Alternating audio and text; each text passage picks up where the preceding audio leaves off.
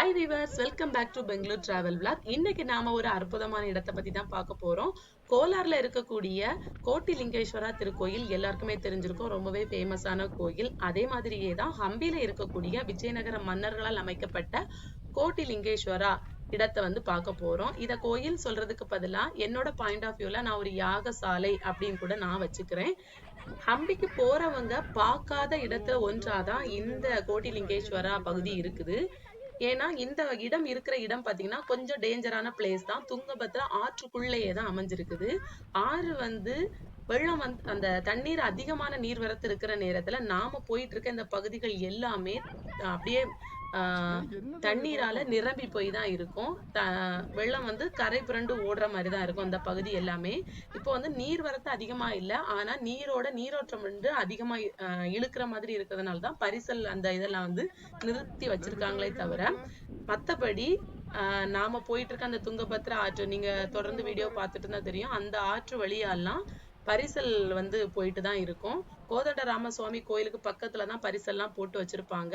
அதோட பக்கத்திலேயே அதை ஒட்டியே வரக்கூடிய மலையில தான் நாம இப்ப போயிட்டு இருக்கோம். மலைன்னு சொல்றதுக்கு பதிலா பாறை முகடுகள், பாறை சிதறல்கள் அப்படின்னு கூட சொல்லலாம். அதுக்கு மேலதான் ஏறி ஏறி போயிட்டு இருக்கோம்.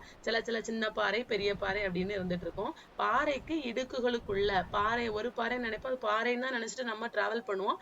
ஆனா அந்தந்த இடுக்குகளுக்குள்ள இதே மாதிரி லிங்கங்கள், கோட்டிலிங்கேஸ்வரா இடம் சொல்லியிருக்கேன். அதே மாதிரி லிங்கங்கள் ஆங்காங்கே தென்படுற மாதிரி இருக்கும். என்ன இருந்தாலும் ஃபர்ஸ்ட் நாம வந்து டிராவல் பண்ற நேரத்துல நம்ம கண்களுக்கு பாறைகள்ல செதுக்கப்பட்டிருக்க விஷ்ணு சிலைகள்லாம் கோர்வையா தெரிஞ்சிச்சு. நீங்க பார்த்திருப்பீங்க. நிறைய இடங்கள்ல நந்தி சிலைகளும் அமைச்சிருந்தாங்க. நீங்க வந்து அந்த நான் சொன்ன மாதிரி பாறை இடுக்குகளுக்குள்ள இந்த பாறையில நிஜமாவே சிவலிங்கத்தை செதுக்கியிருப்பாங்களா அப்படின்னு கூட சொல்ல முடியாத இடங்கள்ல எல்லாம் சிவலிங்கங்கள்ல செதுக்கி வச்சிருப்பாங்க. நீங்க இப்ப இதுல பார்த்தா தெரியும். நீங்க இப்ப பார்த்துட்டு இருக்க இந்த ஸ்ட்ரக்சர் வந்து கோட்டி லிங்கங்கள் வந்து இருக்காது. கண்டிப்பா குறிப்பிட்ட அளவு லிங்கங்கள் தான் அமைச்சிருப்பாங்க.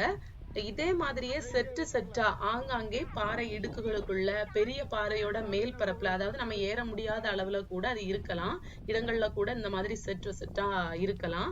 அதாவது ஒட்டுமொத்தமா அகழ்வாராய்ச்சி பண்ற நேரத்துல ஒட்டுமொத்தமா இந்த பகுதியில இருக்கக்கூடிய சிவலிங்கங்கள் எல்லாம் சேர்த்து கோட்டி லிங்கங்கள் அப்படின்னு வந்து குறிப்பிட்டிருக்காங்க. நாம பார்த்தது ஒரு குறிப்பிட்ட செட்டுகளை மட்டும்தான் பார்க்க முடிஞ்சிச்சு. ஏன்னா சில பாறைகள் கொஞ்சம் உயரமா இருந்துச்சு, அங்கெல்லாம் மேல ஏறி நம்மளால பார்க்க முடியாது. சில பகுதிகள்ல நம்மளால பார்க்க முடிஞ்ச பகுதிகளில் உள்ள செட்டை மட்டும்தான் பார்க்க முடிஞ்சிச்சு. ரொம்பவே அழகா பண்ணியிருந்தாங்க. சிவலிங்கம் வந்து பெரிய சிவலிங்கம் நடு சிலையும், அதை சுற்றி நிறைய சிவலிங்கங்கள் வந்து அமைச்சு அபிஷேக தண்ணீர் வந்து வெளியே வந்து போய் துங்கபத்ரா ஆற்றுல மறுபடியும் கலக்குற மாதிரி ரொம்ப அற்புதமா அமைச்சிருந்தாங்க. பக்கத்திலே எப்படி வந்து சுவாமியை வழிபடணும் அப்படிங்கிறதுக்கான ஸ்ட்ரக்சரை வந்து கொடுத்திருந்தாங்க. இதெல்லாம் நான் முன்னாடி வீடியோட ஸ்டார்டிங்ல சொன்ன மாதிரி இது யாகங்கள் அமைக்கிறதுக்காக, ராஜா காலங்கள்ல யாகங்கள் அமைக்கிறதுக்காக செய்யப்பட்டிருக்கலாம். இல்லைன்னா ஆற்றங்கரையை ஒட்டி இருக்கிறதுனால தர்ப்பணங்கள் கொடுக்கறதுக்காக அமைக்கப்பட்டிருக்கலாம். அப்படி இல்லைன்னா அபிஷேகங்கள், பூஜை புனஸ்காரம், அதாவது பழைய காலங்கள்ல எல்லாம் எந்த மாதிரி சிவபெருமானுக்கு அர்ச்சனைகள் அபிஷேகங்கள் ராஜா கையால பண்ணுவாங்க, இல்லைன்னா இந்த நாட்டை பிடிக்கிறதுக்காக பூஜைகள், முன்னேற்பாடு பூஜைகள் எல்லாம் பண்ணுவாங்க, அதற்காக எழுப்பப்பட்டிருக்கலாம். ஒட்டுமொத்தமா இது ராஜாவால அபிஷேகம் பட்ட இடமாக தான் நாம கருத்துல கொள்ளணும். தண்ணீர் பட்டு அந்த சிவலிங்கத்தோட மேற்பரப்பு பகுதி எல்லாம் மழுங்கி போய் இருந்தாலும் இன்றளவும் இந்த ஸ்ட்ரக்சர் வந்து பாக்குறதுக்கு அவ்வளவு அழகா இருக்குது. அப்போ அந்த நேரத்துல இந்த ஸ்ட்ரக்சர் எவ்வளவு அழகா இருக்கும் அப்படின்னு வந்து நினைச்சு பாருங்க. நாம போயிட்டு இருந்தது துங்கபத்ரா ஆற்றங்கரை ஒட்டி இருக்கக்கூடிய பாறை முகடுகளுக்கு மேலதான் இதெல்லாம் பார்த்துட்டு இருக்கோம். இது அதே மாதிரியே ஒட்டி மேல கொஞ்சம் எழும்புற மாதிரி இருக்க பாறைகள் எல்லாம் சில சின்ன சின்ன கோயில்கள் எல்லாம் செதுக்கி வச்சிருந்தாங்க. நிறைய பில்லர் மண்டபங்களையும் ஆங்காங்கே பார்க்க முடிஞ்சிச்சு. எல்லா மண்டபங்களும் பாத்தீங்கன்னா ஃபுல்லாவே மேல இருக்கிற மேற்கூரை எல்லாம் உடைஞ்சு இடிபாட்டுடன் அப்படிதான் இருக்குது. நீங்க இந்த பகுதிக்கு வந்தீங்கன்னா கொஞ்சம் கேர்ஃபுல்லா இருக்க வேண்டியது அவசியம். சில நேரத்துல கற்கள் கூட மேல விழறதுக்கு சான்ஸ் இருக்கு. அதனால அந்த மாதிரி இடங்களை நீங்க பாத்தீங்கன்னா அங்க போகாதீங்க. மத்தபடி கீழே அந்த ஆற்றங்கரையை ஒட்டி போறது சேஃப் தான். ஆனா ஒவ்வொரு ஸ்டெப்பையும் எடுத்து வைக்கும் போது கொஞ்சம் கேர்ஃபுல்லா போங்க. ஏன்னா ஆற்றங்கரையை ஒட்டி இருக்கனால கொஞ்சம் ஸ்லிப்பரியா இருக்கிறதுக்கு சான்ஸ் இருக்குது.